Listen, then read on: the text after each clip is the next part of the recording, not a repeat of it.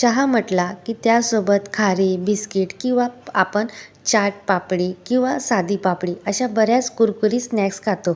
आज मी तुमच्यासोबत महिनाभर टिकणारी मेथीची पापडी कशी बनवायची ते सांगणार आहे. चला तर व्हिडिओला सुरुवात करूया. तर येथे मी 2.5 वाटी गव्हाचं पीठ घेतलेलं आहे आणि 1 वाटी मी येथे कस्तुरी मेथी घेतलेली आहे. आता येथे ना तुम्ही ड्राय मेथीसुद्धा वापरू शकतात किंवा मग आपली जी मेथीची जुडी येते तीसुद्धा वापरू शकतात. पण मी येथे ना वाळलेली मेथी घेतली म्हणजेच कस्तुरी मेथी घेतली. याचा सुगंधही छान येईल आणि महिनाभर टिकेल. आता मसाल्यांमध्ये 1 चमचा लाल तिखट, 1 चमचा जिरे, 1 चमचा धने पावडर, 1 चमचा ओवा, 1 चमचा बडीशेप घेतलेली आहे. परातीमध्ये पीठ काढून घेऊया. त्यानंतर यामध्ये संपूर्ण मसाले ॲड करायचे आहे. सगळ्या गोष्टी व्यवस्थित अशा मिक्स करायच्या आहे. यामध्ये चवीपुरतं मीठ घातलेलं आहे. आता इथे ना मी 2.5 वाटी गव्हाचं पीठ घेतलेलं आहे. त्यासाठी मी 1 वाटी कस्तुरी मेथी घेतलेली आहे. तुम्ही कस्तुरी मेथी जर तुम्हाला कमी हवं असेल तर तुम्ही कमी जास्त करू शकतात. पण 1 वाटी येते 2.5 वाटीला सफिशियंट होते. एक कुरकुरीतपणा आणि टेस्ट आपल्याला मेथीची आणायची आणि महिनाभर टिकवायची आहे. त्यामुळे ना एक मुलांना कुरकुरीत असा पदार्थ आपण देऊ शकतो. काहीतरी वेगळं मी येथे देण्याचा प्रयत्न केलेला आहे. आता सगळ्या गोष्टी हलक्या हाताने मिक्स करून घ्यायच्या आहे. आता यामध्ये 1 चमचा गाईचं शुद्ध तूप घातलेलं आहे आणि व्यवस्थित असं मिक्स करायचं आहे. जर तुम्हाला आणखी कुरकुरीत हवं असेल तर 2 चमचे तुम्ही येथे तूप घालू शकतात. पण मी मध्यम स्वरूपाच्या इथे कुरकुरीत आणि कडक अशा बनवणार आहे. त्यामुळे मी 1च चमचा मी यामध्ये तूप घातलेला आहे. आता छान असं पिठाला मोहन लावून घ्यायचं आहे. आता या पिठाला ना अशी मूठ वाळता येईल या पद्धतीने आपल्याला हे पीठ छान असं या पिठाला तूप ॲड करून घ्यायचं आहे. तर मी तुम्हाला दाखवते व्हिडिओमध्ये की व्यवस्थित असं हे मोहन लागल्या गेलेलं आहे आणि मूठसुद्धा वाळल्या जाते. अशा पद्धतीने आपलं पीठ फायनल झालेलं आहे. आता यामध्ये आपल्याला थोडं थोडं पाणी घालून व्यवस्थित असा कडक डो मळून घ्यायचा आहे. एक महत्त्वपूर्ण टिप तुमच्यासाठी, येथे आपल्याला डो आहे ना कडक लावायचा आहे. कडक डोमुळे आपल्या ज्या पापड्या आहेत त्या खुसखुशीत तर होतीलच होतील, त्यातल्या त्यात पीठ जर सैलसर मळलं तर पापड्या व्यवस्थित येणार नाही. त्यामुळे येथे ना कडक असा डो मळायचा आहे. आता मी इथे डो मळून घेणार आहे. फायनल तुम्हाला मी दाखवते.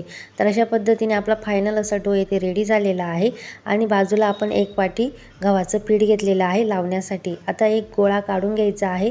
व्यवस्थित असा हातावर मळून घ्यायचा आहे. आता याची आपल्याला मोठी अशी पारी लाटून घ्यायची आहे. तर हा गोळा मी आता गव्हाच्या पिठामध्ये व्यवस्थित असा डीप करून घेणार आहे. आता याची पारी लाटूया.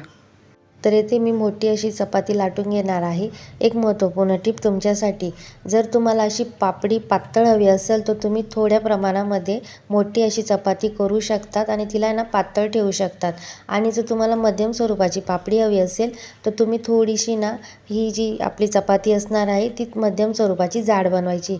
तर मी येथे ना अगदी पसरट अशी चपाती करणार आहे आणि मध्यम स्वरूपाची तिला लाटून घेणार आहे, जेणेकरून आपल्याला मीडियम स्वरूपामध्ये ही जाडसर मिळायला हवी.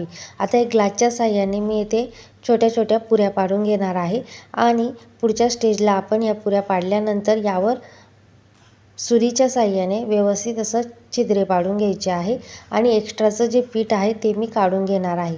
अशा पद्धतीने होतं असं की ह्या पापड्या आहेत त्या तेलामध्ये फुगत नाही. त्यातल्या त्यात आपल्याला कुरकुरीत हव्या आहे.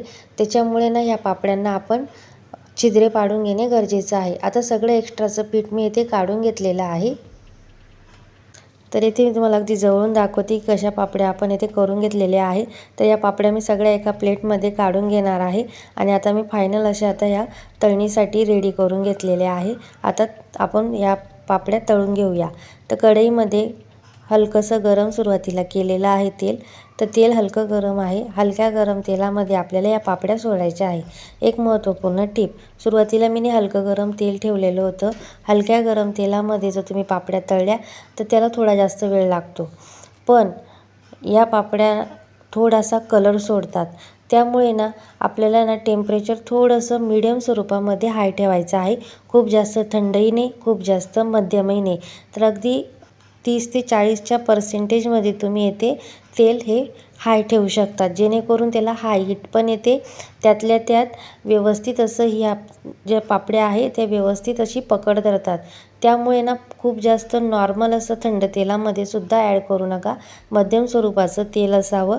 आता या एक साईडने छान अशा तळल्या गेलेल्या आहे. दुसऱ्या साईडने पलटी केलेले आहे आणि दुसऱ्या साईडने पण मी छान अशा दाबून घेते. आता दोन्ही साईडने अलटी पलटी करणार आहे. 5 ते 10 मिनटं मी अशाच पद्धतीने स्लो फ्लेमवर ह्या होऊ देणार आहे, जेणेकरून या रंगसुद्धा सोडणार नाही. त्यातल्या त्यात या आतून छान अशा कुरकुरीत होईल आणि वरतूनसुद्धा या कुरकुरीत होईल. यामुळे मी याला 2 ते 3 मिनटं तशाच पद्धतीने सोडलेलं आहे. आता या आपल्या पापड्या रेडी झालेल्या आहे. एका प्लेटमध्ये काढूया. तुम्ही बघू शकता पापडीने रंगही सोडलेला नाही. त्यातल्या त्यात खूप जास्त कुरकुरीत या पापड्या झालेल्या आहे. आता मी या काढून घेणार आहे. तर तुम्ही बघू शकता मस्त अशा आपल्या पापडीने रंगही सोडलेला नाही आहे. व्यवस्थित असा कलर आलेला आहे पापडींना. त्यातल्या त्यात खूप टेस्टी अशा या झालेल्या आहे. तर याच पद्धतीने मी सेकंड बॅचसुद्धा रेडी करून घेणार आहे.